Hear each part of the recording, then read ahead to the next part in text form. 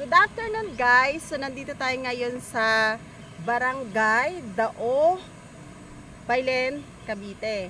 So dito po ang cut namin ay 250 square meter, 3,000 per square meter po sa inner lot at 3,500 sa corner lot.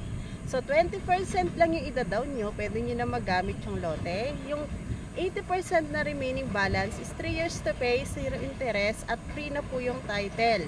So dito po, meron na po dito agad na tubig at kuryente. Once na nakabili na kayo, i-request lang po natin yung tubig at kuryente at magkakaroon na po kayo ng tubig within 2 days and then po kuryente.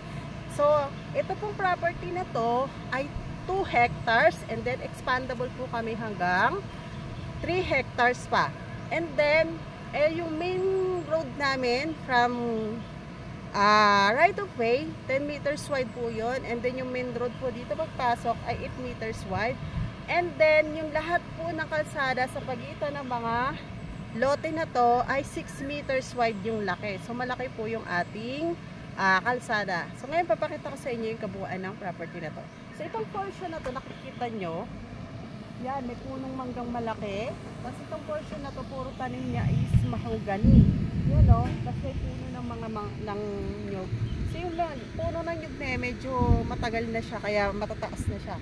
Itong portion na to, puro preparing din naman yung mga nandito.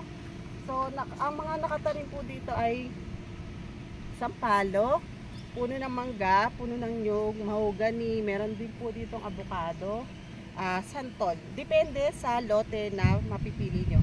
So tayo na guys, ito tayo.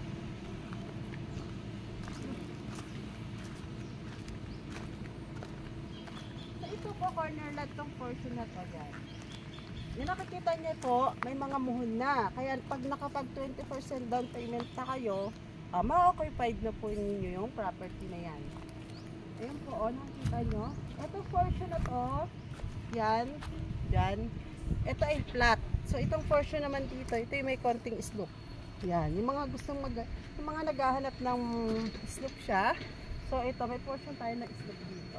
So ayan na po, nagro-road tracing kami. And then may mga muhon na rin po tong property na to. So simula dito sa property na to hanggang S-West Road ng Bailen ay nasa 5 minutes travel po. Cemented road po yan, simula doon sa S-West Road hanggang dito sa pinaka right of way namin papasok. So ayan po guys, ang kabuuan ng property na to.